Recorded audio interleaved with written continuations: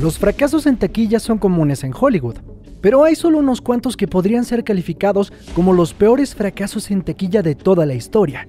¿Por qué?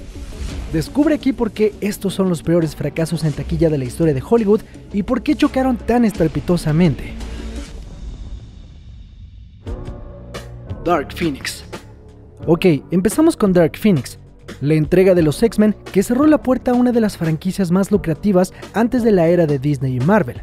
Y justo Disney puede haber tenido algo que ver en todo este fracaso, pues Dark Phoenix retrasó su estreno justo porque Disney había recién comprado a Fox, y dado que ellos habían cedido su universo superheroico, era incierto qué harían con lo que ya estaba filmado. Pero la verdad es que las cosas se veían mal desde la filmación, ya que el director Bryan Singer tuvo que ser reemplazado por algunas acusaciones de abuso. En su lugar llegó Simon Kinberg, quien podemos decir ha producido buenas y malas películas de X-Men. Si vemos las buenas, todo parece bien. Tenemos a Deadpool, Logan, X-Men First Class y Días del Futuro Pasado.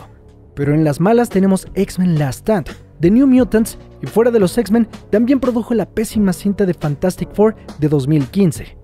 Kinberg debutó como director en esta entrega y demostró que lo suyo no es dirigir, porque terminamos con un producto que una vez más refritaba la ya gastada saga de Phoenix, con una escala muy menor a lo que esa historia debe de ser, con una villana macro intrascendente interpretada por Jessica Chastain, que en conjunto logra ser un producto absolutamente olvidable, clausurando por años la franquicia de X-Men en una nota muy baja.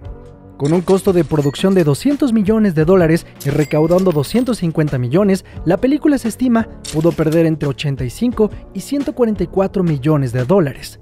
Con esta primera película podemos aclarar algo que será importante para las demás, y es que debido a costos de publicidad y marketing, una película debe de hacer más del doble de su costo de producción en taquilla o incluso el triple en algunas ocasiones para verdaderamente generar ganancias. Ahora continuemos con Tomorrowland. Uno pensaría que nos referimos al famoso festival de música electrónica, pero no es así. Nos referimos a uno de los más grandes fracasos de Disney en el cine de los últimos años. De hecho, si eres fan de Disneyland, sabrás que Tomorrowland es parte del parque de Disney World. Y dado que a la productora le había funcionado adaptar el juego de Piratas del Caribe a película, pensaron que la fórmula podría volver a funcionar. Pues sorpresa, porque no.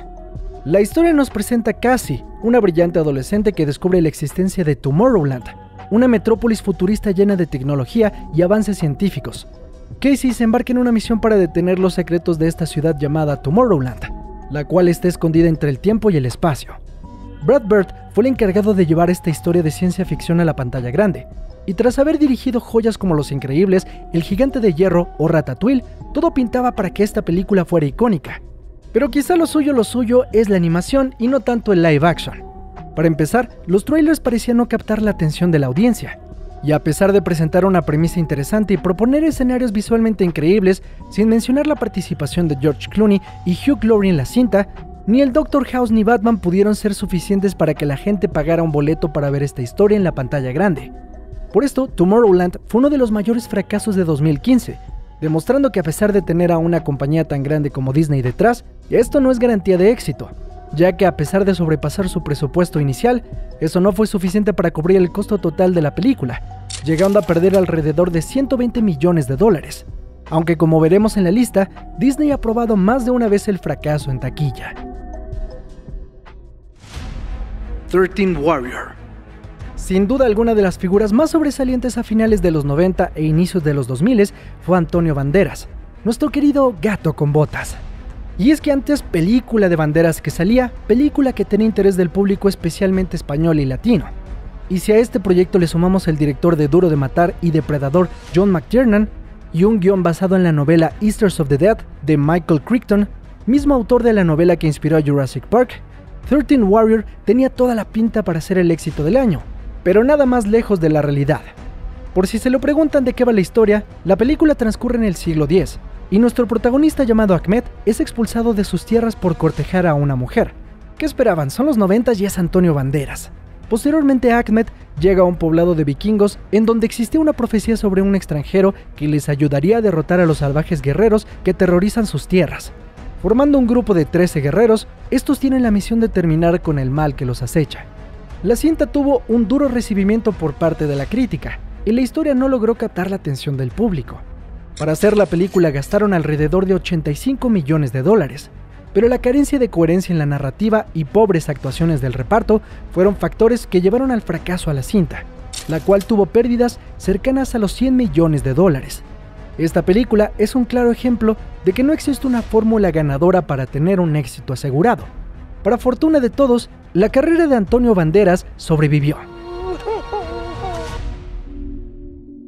Ok, a continuación tenemos un desfile de fracasos, pero que para serles justo a estas películas, se estrenaron en un momento complicado durante la pandemia.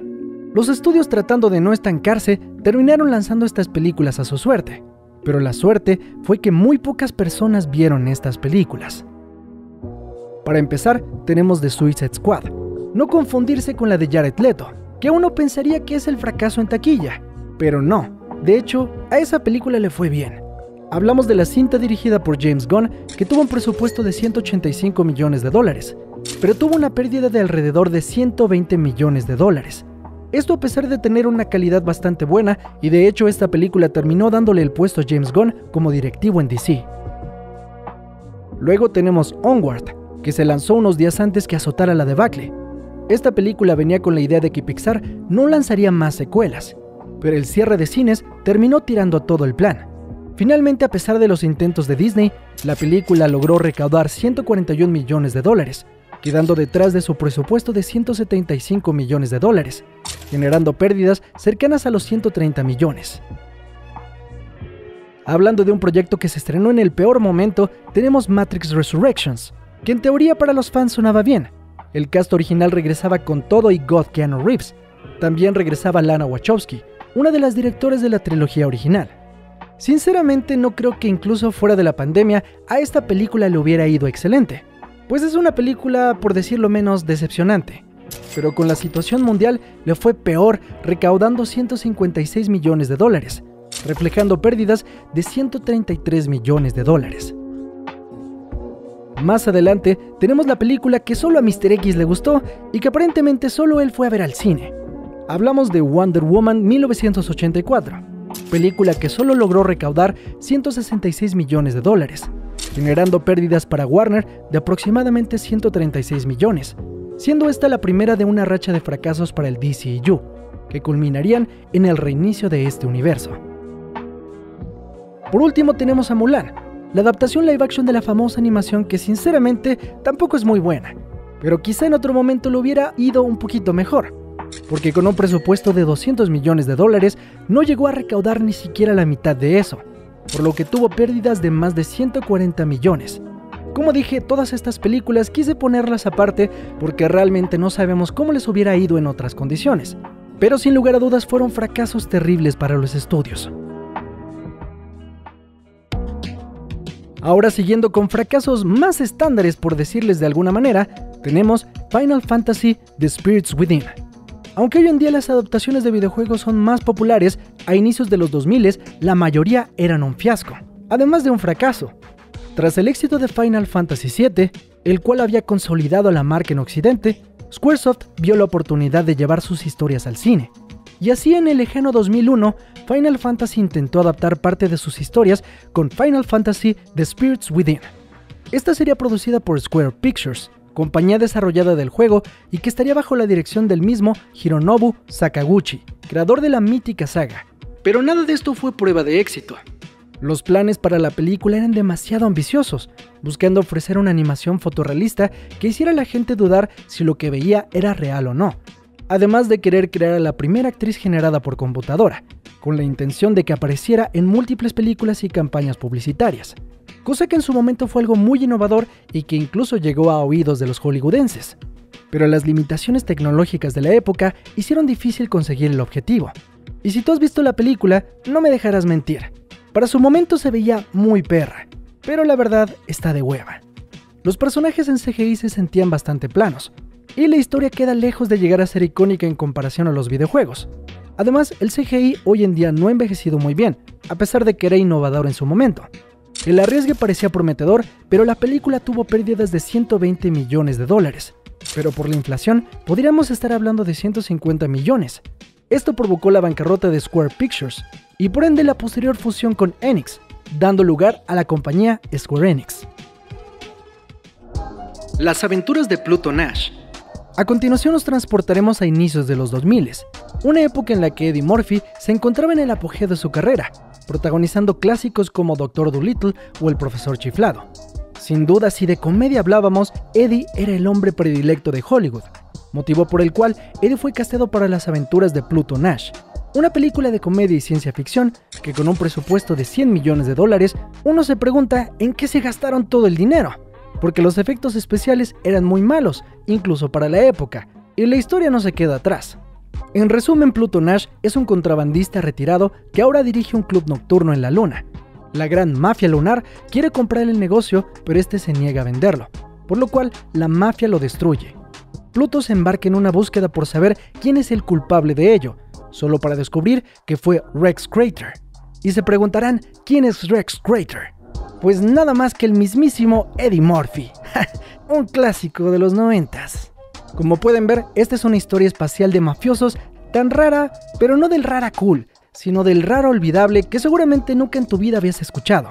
Quizá lo más memorable de la cinta es una escena en donde los protagonistas cambian a un cuerpo fit, todos musculosos, que en los 2000 por alguna razón la gente pensaba que eso era chistoso. Ni la crítica ni el público se interesó por ver esta película, la cual tenía la esperanza de lograr ganancias en taquilla gracias al reciente éxito de Murphy dando voz al burro en Shrek, pero ni así. Al final la cinta tuvo pérdidas de 96 millones, pero ajustados a la inflación podríamos estar hablando de $150 millones. Y sí, te aseguro que ni tu hermano el más millennial locochón fue a ver esta película al cine.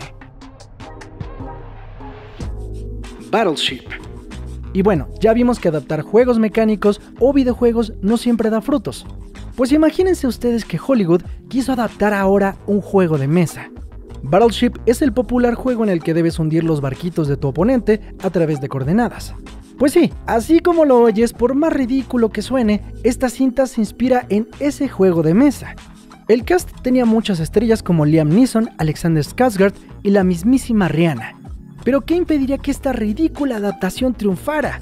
Pues para empezar, el nombre solo es marketing, ya que la película es tan genérica y pudo llamarse Güeyes peleando por ahí y no hubiera cambiado nada. Así podrían haberse ahorrado las referencias tan absurdas que metieron en la cinta del juego, como por ejemplo las bombas extraterrestres similares a las municiones del juego de mesa. Así porque ya les dije que esta película tiene aliens, eso no viene en el juego de mesa. Pero toda la invasión se reduce a una batalla naval, porque la película se llama Battleship, güey. No sé qué pensaban Universal y Hasbro al lanzar esta película. ¿Quizá que iban a vender más juegos? No negaré que el juego original es entretenido, pero dudo que alguien diga, me mamaría hacer una película de este pedo. Y bueno, para echarle más sal a la herida, la cinematografía está intentando imitar a Michael Bay, lo cual obviamente es una mala señal. En fin, para sorpresa de nadie, la película con 200 millones de presupuesto resultó en un estrepitoso fracaso con pérdidas de aproximadamente $177 millones. Pero bueno, al menos Hasbro aprovechó para sacar una versión del juego de mesa basado en la película, que está también basado en el juego. ¡Éxito! Mars Needs Moms. Marte necesita mamás. Quizá uno de los peores títulos que podrías elegir para una película animada, o para cualquier película en general. Pero quizá el título queda como anillo al dedo para una cinta cuyo argumento se basa en aliens secuestrando a la mamá de un niño. Sí, pues tal cual el título está describiendo lo que pasa en la película. Pero bueno, esta se basa en un libro que lleva el mismo nombre. En esta historia somos testigos de Milo, un niño que va en búsqueda de su madre, quien fue abducida por marcianos. Estos planean robar su esencia para criar a sus propios bebés.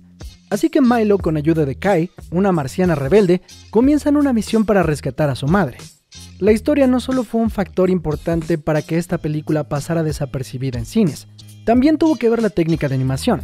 El estudio decidió utilizar captura de movimiento para la gesticulación de los personajes, similar a lo que hicieron en películas como Expreso Polar. Y ustedes ya saben que Expreso Polar se ha vuelto un referente para hablar de caras raras. Y bueno, en esta película las proporciones de los personajes exageradas provocan que al verlo digas, me lo estoy pasando bien raro. Ya que al asemejarse a la realidad y a la vez no, la animación entra en el Uncanny Valley. La recepción de la película fue tan mala que incluso canceló su estreno en países como España. Aunque bueno, se salvaron de ponerle un título como ¡Hostia tío! Un alien acaba de secuestrar a mi progenitora. Fuera de bromas de españoles, Quizás si hubiera tenido mejor historia, le hubiéramos pasado el CGI raro, como otras películas como Rango o Las aventuras de Tintín. Pero finalmente Marte necesita mamás recaudó solo 39 millones de dólares, lejanos a los 150 millones de presupuesto con los que contaban, reflejando pérdidas de entre 120 a 173 millones de dólares. Uf. Oye, si te está gustando este video, no olvides suscribirte a BSX y activar la campanita de notificaciones para no perderte más videos así. Continuemos. Sinbad. Podríamos decir que los años 2000 marcaron el inicio del declive del interés con respecto a las películas animadas en 2D. Y un claro ejemplo de ello es Sinbad. La película producida por DreamWorks utilizó una mezcla de animación tradicional con 3D en búsqueda de crear escenas más llamativas ante un mercado que poco a poco iba siendo acaparado por el novedoso 3D. Cosa por la que DreamWorks de hecho sería famosa con películas como Shrek o Madagascar. La película de Sinbad incluía un reparto de voces de lujo, destacando artistas como Brad Pitt, Catherine Zeta-Jones y Michelle Pfeiffer. Sin embargo, esto no fue suficiente para ayudar a recaudar en taquilla. Películas como El planeta del tesoro, Atlantis o El camino hacia el dorado habían corrido con la misma suerte, aunque fue Sinbad la de mayor peso, estando a punto de llevar al estudio a la quiebra. La historia de fantasía con piratas tuvo un presupuesto de 60 millones de dólares, y a pesar de haber recaudado 86 millones, esto no evitó que las pérdidas llegaran increíblemente a los 125 millones de dólares, que con la inflación actual podríamos estar hablando de 185 millones de dólares. Cabe destacar que esta fue la última película animada de manera tradicional de DreamWorks, por obvias razones. Cutthroat Island. Ahora siguiendo con la que en su momento fue considerada como el peor fracaso en la historia del cine, teniendo incluso un puesto en el libro de los récords Guinness, seguramente en tu vida escuchaste algo siquiera sobre esta película. Es más, si ves los pósters de la película, te vas a preguntar si esto no está hecho en Photoshop y esta película es un invento. Sí, yo sé que se ve como una copia turca de Piratas del Caribe, pero no es así. La película trata sobre un pirata llamado Morgan Adams, quien junto a su esclavo, William Shaw, emprenden la búsqueda de un tesoro pirata. Para ello necesitan encontrar 3 fragmentos para armar el mapa, pero a su vez deben enfrentar a su tío Dog, quien posee la última pieza. Si esta trama no te atrapó, pues a nadie atrapó esta trama porque por eso esta película fue un fracaso. Con una inversión de 98 millones de dólares, los cuales superaban por mucho a la producción de cualquier otra película de piratas hecha hasta el momento, quizá la productora Carolco Pictures debió de darse cuenta que los piratas no eran cool en los 90. Pero bueno, no importa porque solo es una productora que nadie conoce, ¿no? Pues te sorprenderá saber que esta empresa tuvo detrás grandes éxitos como Rambo, Terminator 2, Soldado Universal y Total Recall. Que bueno, si tienes más de 25 años, probablemente sepas que esto significa que era un estudio chido. Sin embargo, el filme estuvo lleno de desastres en su producción y se dice que el guión se iba escribiendo una noche antes, a la par del rodaje de cada escena, motivo por el cual está llena de huecos argumentales y cosas hechas solo porque sí. Y aunque uno pensaría que Cutthroat Island fue la que llevó a la bancarrota a la empresa, esto no fue así, ya que meses antes del estreno ya se habían declarado en quiebra, motivo por el cual la película quizá era el último intento para salir de ese hoyo, cosa que no fue así. Al final, solo logró recaudar poco más de 18 millones de dólares, dejando una deuda de 187 millones. Esto sin tomar en cuenta los gastos de publicidad y algunos otros problemas relacionados con la venta anticipada de derechos que Carolco tenía la costumbre de hacer en aquella época. Es por esto que se piensa que esta película pudo haber perdido aún más. Mortal Engines. Peter Jackson es conocido por dar vida a una de las mayores sagas en la historia del cine, El Señor de los Anillos. Pero su lista no está solo llena de éxitos, porque en su currículum tiene Mortal Engines. La película habla sobre una revolución en un mundo donde los humanos viven sobre ciudades en ruedas. Sí, el concepto está locochón y quizá no es el peor, pero los personajes y la historia son bastante aburridos. No les voy a mentir, me dormí cuando vi esta película, y son contadas las veces que esto me pasa en el cine. Con un espectáculo visual que no funciona muy bien y un concepto que no atina a ser cool, Mortal Engines recaudó 83 millones de dólares, con una pérdida de 189 millones de dólares. Aunque para el beneficio de Peter Jackson, esta película no es dirigida por él y solo es producida. The Lone Ranger. Seguramente has escuchado el nombre del llanero solitario, si tienes más de 70 años, claro. Y es porque los westerns no están de moda, pero nadie le pasó el memo a Disney.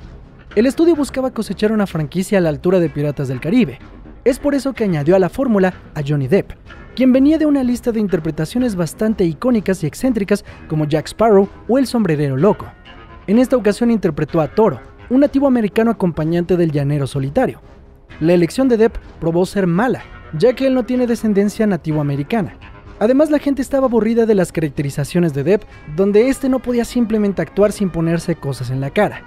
La película fue castigada por la crítica debido a su falta de propuesta, quedando encerrada en los clichés del género, sumados a un humor que rozaba lo absurdo y una trama aburrida.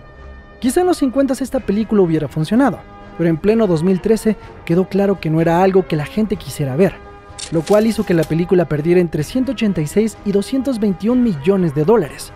Pero lo peor del asunto es que un año antes había ocurrido una historia similar con John Carter.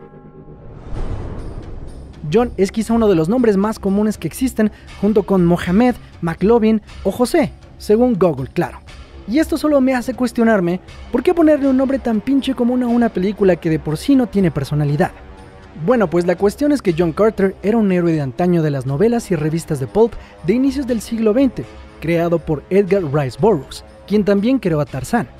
Quizá en este caso el legado del escritor en los 1900 no fueron suficientes para atrapar a una audiencia del nuevo milenio. Y es que bueno, ni a los pósters le echaron ganas, pues no transmitían absolutamente nada sobre la película. La premisa de la película es sencilla. Consiste en John Carter, un humano que por azares del destino es transportado a Marte, en donde debido a la gravedad del planeta, este adquiere superfuerza y habilidades sobrehumanas. Esto mientras va vestido con un outfit de He-Man. Quizá esa era una advertencia. Ahí se ve envuelto en una guerra que ha puesto en peligro al planeta. El protagonista era interpretado por Taylor Kitsch, una joven promesa que para su mala suerte en ese mismo año participó en Battleship. Ups.